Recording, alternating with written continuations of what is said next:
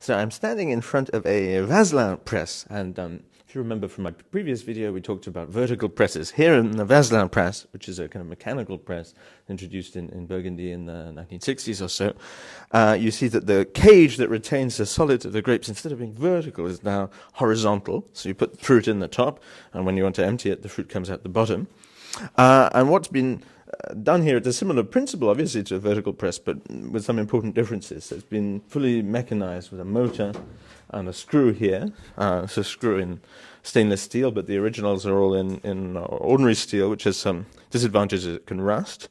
And then this plate, as the cage turns round and round, advances towards the other fixed plate at this end.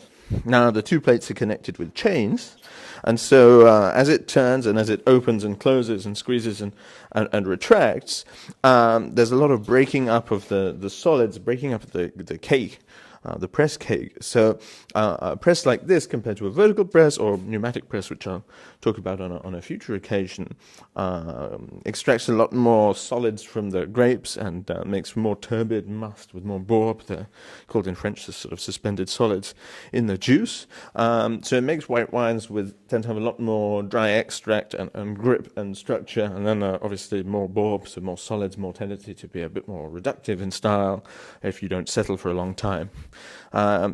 Not many people use these today. Pneumatic presses arrived in a big way in Burgundy in the mid-1990s.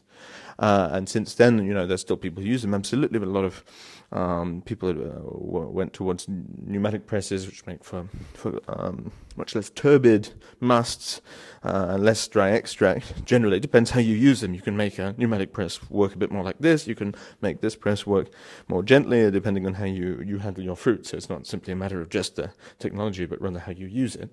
But it's very interesting to see, and I think people don't sometimes appreciate. We talk about the Vaslin press in the abstract. It changed the style of white Burgundy when people went to pneumatic presses. Yes, well, when you see inside, I think it makes things a little more clear and easier to understand.